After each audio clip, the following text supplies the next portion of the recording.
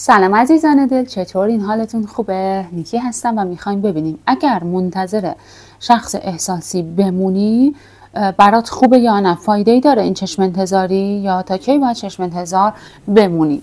دو تا گزینه دارم امروز. یکی فرشته صورتی رنگ که کتاب مقدس در دستش داره و ایشون هم حالا یک فرشته رنگ تیره که داره نیایش میکنه، داره برات آرزوهای خوبی میکنه. پس ببین که کدوم حس خوبی بهت میده و زیادم سخت نگیر توی انتخابت و لطفا هم اگر فقط یک کیس احساسی رو میخوای نیت کنی همون یه دونه انتخاب داشته باش، مگر اینکه بخوای برای 2 نفر نیت کنی. ببینیم این چشم انتظاری روی برگشت و صبر کردن برای شخص مقابل ارزش داره یا نه.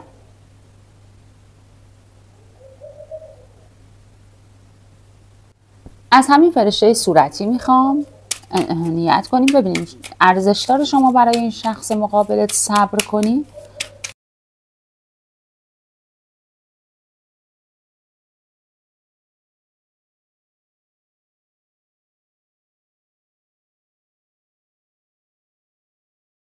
ببین عزیز دلم، شما داری خیلی قصه میخوری، خیلی ناراحت هستی، فکر و خیالت خیلی به هم ریخته، شخص احساسیت رو خیلی دوست داشتی، خیلی زیاد بهش وفادار بودی، خیلی موقعیت ها جور شد که میتونستی بی وفایی کنی، بری با شخصی که حتی از این شخص خیلی بهتره، خب ولی نتونستی، چون میگی هر جور باشه، بی پول باشه، پولدار باشه، با هر چهره و قیافه‌ای من اینو دوستش دارم و بهش وفادارم. خیلی تلاش کردی توی این رابطه، زحمت کشیدی، هم از زحمت‌های احساسی، عاطفی، وفادارانه، هم زحمت شاید مالی، شاید حتی به جای اون یه جاهایی باره این رابطه به لحاظ مالی اگر خانم هستی به دوش شما هم بوده برای همسران. این بخشش رو برای همسران میگم چون همسران رو هم انداخته. خب و من دارم میبینم که اون الان برای اونایی که همسر هستین شاید اصلا از خونه رفته خونه پدر و مادرش. در هر صورت میگم شما خیلی چشم انتظاری داری و خیلی هم زحمت کشیدی،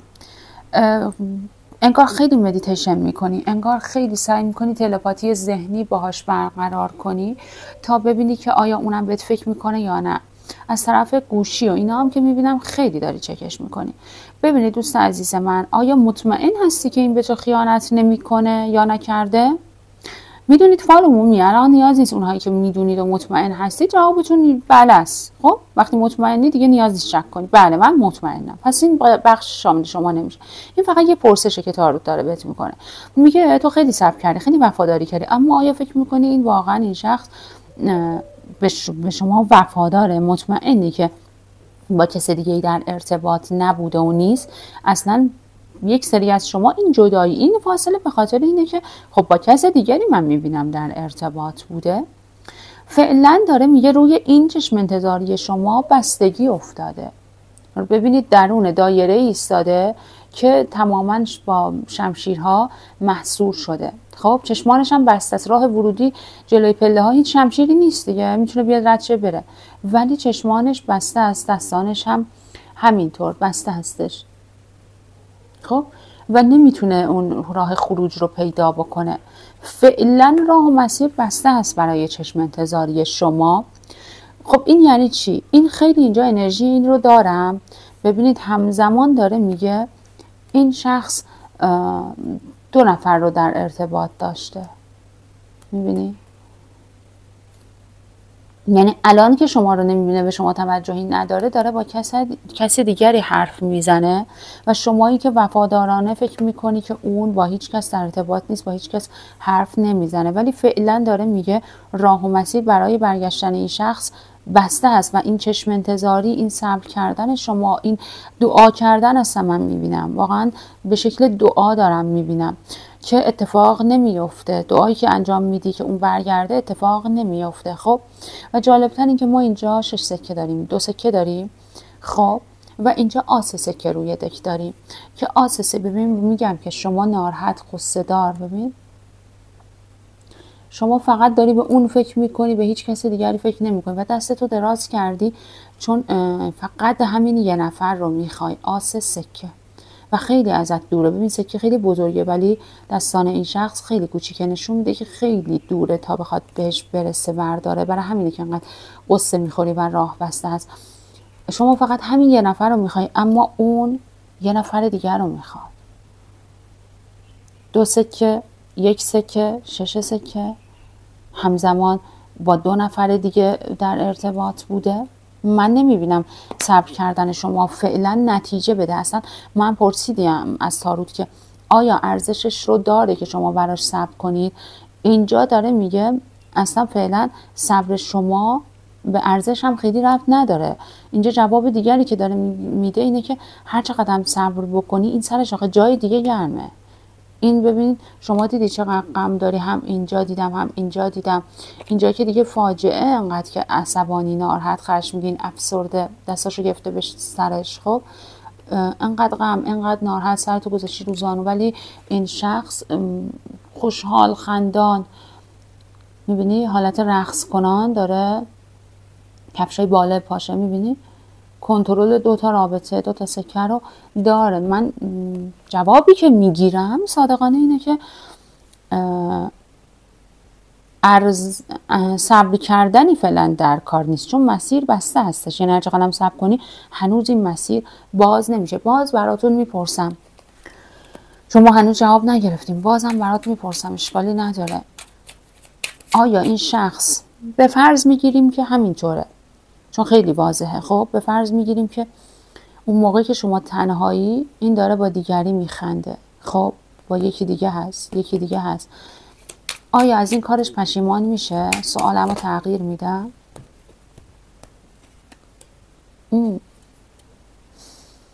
دیدید دیگه 3 تا کارت سر خورد اومد بیرون. کارت دروغ، کارت دزدی، کارت 2 نفر دیگر و کارت شوالیه شمشیر. شما داری بهش زنگ میزنی، پیام میدی، چی کار میکنی که همش با عصبانیت با شما رفتار میکنه؟ آیا پشیمان میشه از اینکه با شما این کارو کرده؟ پشیمان میشه؟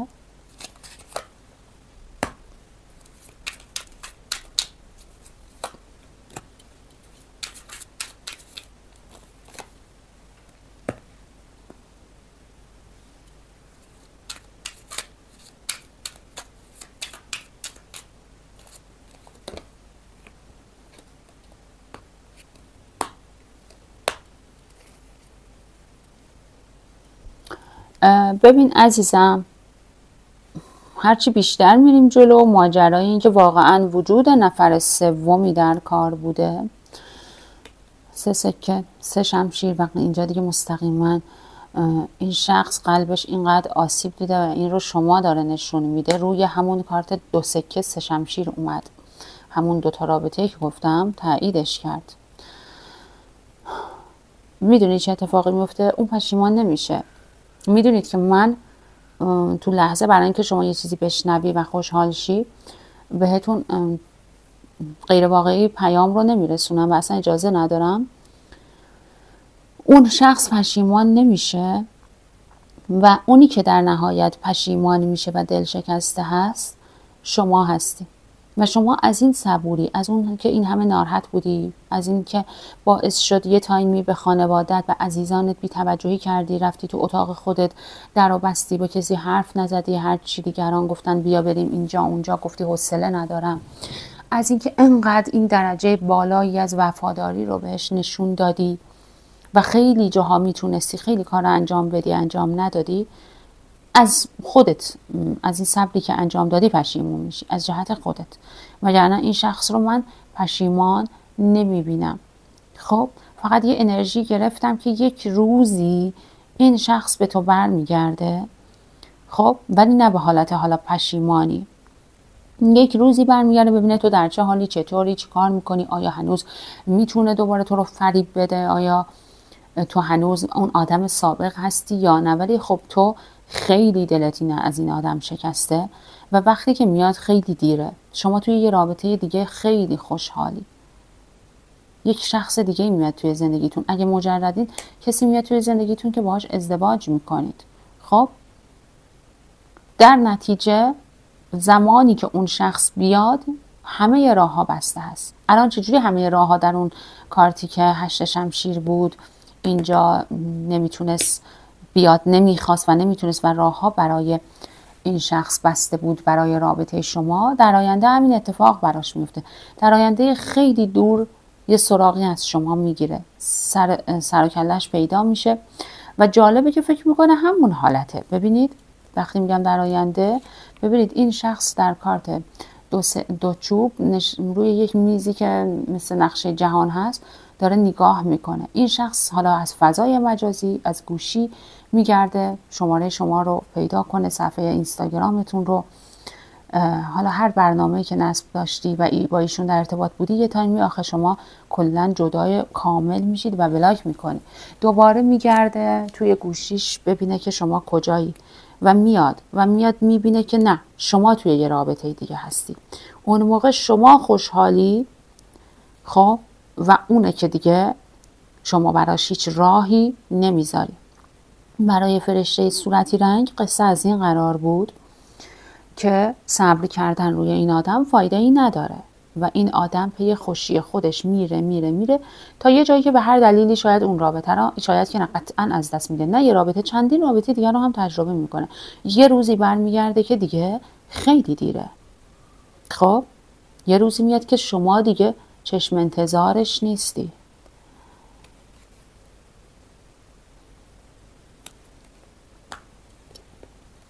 شما دیگه میگی من اون آدمی نیستم که نشسته بودم اینجا در نه شمشیر روانی داشتم میشدم از نبود تو. نه شمشیر شده ملکه شمشیر. من دیگه تو رو نمیخوام. من به این شکل دیدم برای کسایی که روی فرشته صورتی نیت کردین. بریم ببینیم فرشته بعدی چطوره.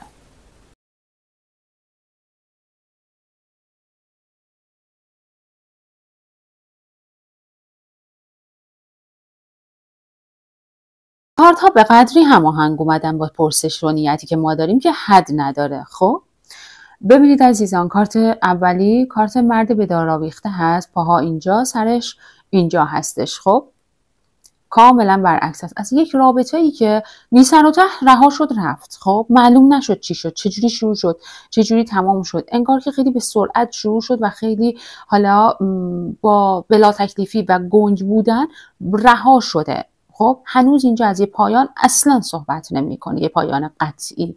خب و کارت عاشقانی که چه خانم باشی چه آقا، صاحب فال، من کاری ندارم که شما کدوم هستی، صاحب فال که الان داری نگاه میکنی عاشق تری، یعنی ردخور نداره، چشم انتظاریت بیشتره، نگرانیت بیشتره، خیلی چشمت به اینه که اون به تو برگرده، به تو زنگ بزنه، باهات حرف بزنه و اون هم تو رو خیلی دوست داشته، رابطتون خیلی خوشگل بوده، رابطتون از چشم بد به دور بوده اوایلش واقعا، ولی بعد از اون دیگه محافظت نشد رابطه شما، چون که شخص احساسی یه خورده تردید پیدا کرد، متوجه نشد میخواد چیکار کنه، چه تصمیمی داره. شما کاملا از تصمیم و احساست نسبت به این آدم مطمئن بودی، جوری مطمئن بودی که انگار میگفتی که هر کسی بخواد، من جلوی اونها اگر مخالفانی باشه میستم، هر کسی بگیم به دردت نمیخوره و میگفتن، من یه انرژی صدایی میشنوم که میگفتن ببین نکن، پشیمون میشیم، به دردت نمیخوره، هیچیتون به هم دیگه هماهنگ نیست، مثلا اون کجا تو کجا، بابا یه دقیقه خودتو نگاه کن، تو کجایی اون کجایی، چطور فکر میکنی، چطور عاشق این شدی؟ ولی شما میگفتی برای من مهم نیست اگه پول نداره، مثلا مثال مهم نیست اگه من پولدارترم، مهم نیست خودم هستم کنارش، یا اگر از نظر سنی فرهنگی خیلی تفاوت داریم، اینا برای من مهم نیست، مهم اینه که من اونو دوست دارم. ولی دقیقاً شمایی که اینقدر گذشت کردی و نگاهت به این شخص بود، همون ازت کناره گیری کرد، همون عقب نشینی کرد و شما یه جورایی بدون اینکه دلت بخواد انگار مجبور شدی به دیگران تاییدیه بدی، تو دلت حالا تو دلت مثلا به خانواده، به دوستانت بگی که انگار اونا حق داشتن، انگار اونا یه چیزی رو میدیدن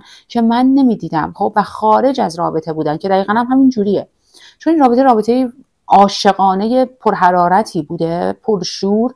اگه توش رابطه جنسی بوده، اون رابطه فیزیکی خیلی کمک میکرده به اینکه این رابطه دوام و قوامی پیدا کنه، ولی از یه جایی به بعد یه چیزی خراب شد، تمام اون جام ها ریخت زمین، واژگون شد. و ببین هم اینجا نشستی داری فکر میکنی، حالت دست و صورتت رو نگاه کن، دقیقا این 5 جامه، این 4 جامه باز هم همین طوریه، همین طوری داری فکر میکنی که چرا اینجوری شد، این که ما عاشق هم بودیم چطور شد که راه و مسیر به اینجا رسید.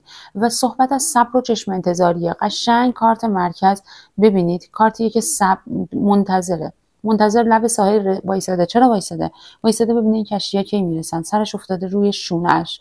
قشنگ میتونی نماد یه آدم منتظر چشم انتظار رو ببینی روی 3 بعد از شاید 3 روزه، 3 هفته، 3 ماهه، یا از اول 1403 هست دیگه. حالا من عقب‌تر نمیرم چون دیگه تاروت اونقدر نمیخوام بگم در مورد خیلی گذشته دور صحبت کنه، ولی میتونه 3 سال هم باشه. خب ولی حالا من این عدد رو بخوام بهت بگم، چون دقیقاً هم این کار عددش 12، این که بلا تکلیفه 12، 2 1 میشه 3. اینجا هم که ما 3 انتظار داریم و ما اینجا 3 تا جام ریخته داریم، پس خیلی به عدد 3 داره اشاره میکنه. خب و اینم که اصلا کارت صبر هستش، ولی هنوز داری استقامت میکنی، هنوز داری فکر میکنی که نه اون نمیتونست با من این کار کنه، اون نمیتونست من رو رها کنه بره.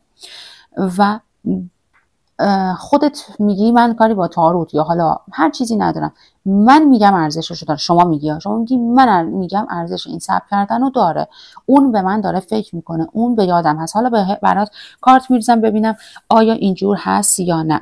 خب از نظر جذابیت شما رو خیلی جذاب میدیده، خیلی ایدئال میدیده. شما هم که دیگه نگم چقدر دوستش داشتی و بهش توجه نشون میدادی، اما چیزی که هست انگار یه چیزی مطرح شد وقتی شما گفتی عشق، عاشقی اوکیه، ما هم دیگر دوست داریم، چرا که این رابطه رو بزرگترش نکنیم، به همه اعلام کنیم. شاید اصلا صحبت ازدواج پیش اومد، یا شاید همه نه، بعضیاتون این شخص در یک رابطه دیگری بود که واقعا رابطهش خوبم نبود، اصلا یه رابطه کارمیک داشت با کسی دیگری و شما گفتی که خب تکلیفتو روشن کن، تو که میگی من اونو نمیخوام، اون زندگی، اون رابطه اصلا ایدئال من نیست، پس بیا از اون رابطه بیا بیرون، تمامش کن و ما با هم دیگه ادامه بدیم. و اینجا شد که اون عقب نشینی شروع شد از سمت شخص احساسی شما، عقب نشینی شروع شد.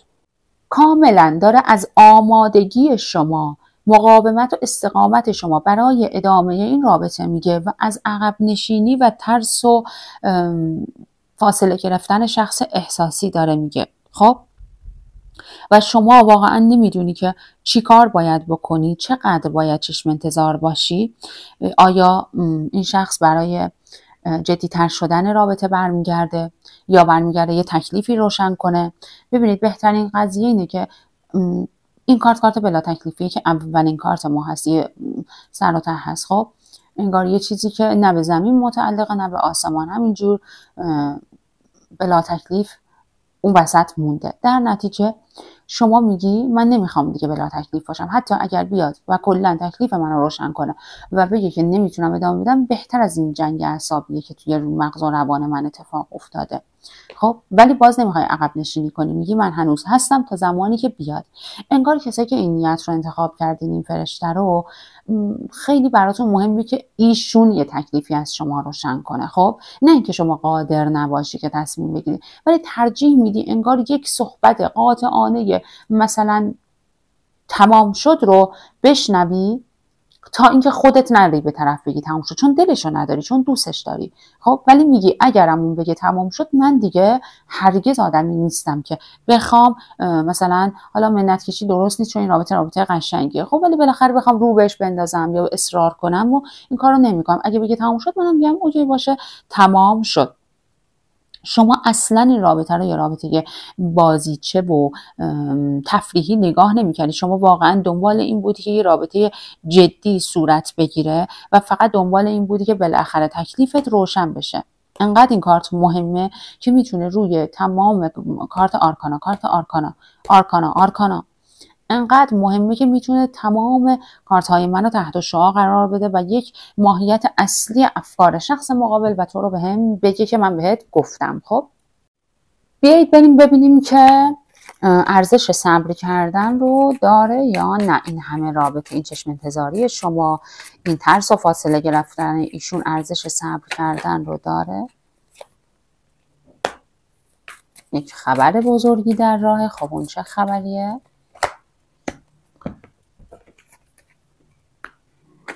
100% ارزش صبر کردن رو داره. ببین که بعد از این کارت عاشقان، شمایی که هنوز میبینی وفادارانه فقط چشمت به این جام احساسه، هر کس دیگه ای باشه هم شما برات مهم نیستش. گفتم که از اولم گفتم شما میدونی کیو انتخاب کردی، حرف دیگران برات مهم نیست. ته قلبت حس شیشم بالایی که داری میگفتی من میدونم ارزش صبر کردن رو داره. یه توصیه، اگر شما خانم هستی هرگز از ایجاد رابطه جنسی برای حل کردن این مشکل استفاده نکن. هرگز فکر نکن که هر چقدر بیشتر از نظر رابطه فیزیکی خودت رو بهش نزدیک کنی میتونی به اون خواسته دلت برسی. خب چیزی که هست باید فعلا صبر بکنی و از اولم میدونستی ارزشش رو داره، الانم داره میگه بله ارزشش رو داره. شاید این رابطه به ازدواج نرسه اگر ازدواج با هم نکردید، شاید این رابطه به ازدواج نرسه، ولی این رابطه و این پیوند میتونه شروع یک پیش زمینه‌ای برای یک رابطه بسیار محکم باشه. خب من برای شما دیدار میبینم. خبر بزرگی که گفتم در راه دیدار هست، ملاقاتی که با هم دیگه خواهید داشت، صحبت هایی که در اون به نتایج خیلی قطعی تری خواهید رسید. از اول هم داره میگه تو صبر کردن و به صدای درونت گوش کردن و این استقامتی که داشتی عقلانی بوده، شهودی بوده، درست بوده و تا آخر هم همین رو داره میگه موفقیت در این قضیه داری و چشم انتظاری تو، صبر تو نتیجه خواهد داد. اون دوباره با تو صحبت میکنه، دوباره با هم دیگه گفتگو خواهید داشت.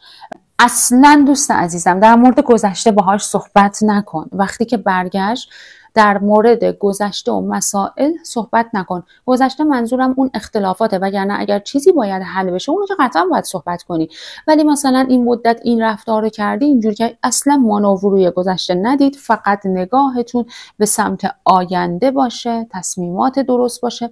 شما با همدیگه میتونید یک تیم باشید، شما دو نفر میتونید یک تیم باشید، یک همکاری داشته باشید توی این رابطه احساسی. حتی شاید اصلا همکارم باشید، شاید اصلا توی یک دانشگاهی با هم دیگه آشنا شدید یا توی محل کاری. در هر صورت شما دو نفر واقعا میتونید یه تیم رو تشکیل بدید که موفقیت و خوشبختی رو من دارم میبینم. پس این رابطه ارزش داره و اون برمیگرده. دوباره دیدار، صحبت دارید و قرار شد که پس اگر خانم هستین از رابطه فیزیکی استفاده نکنید برای راضی نگه داشتن این آدم و از گذشته هم از اون اختلافات صحبت نکنید. این شخص خودش غافلگیرانه، ناگهانی، هیچ وعده زمانی رو نداره که من بهتون بگم چه تایمی هست، حتی حدودی هم نیست. چرا؟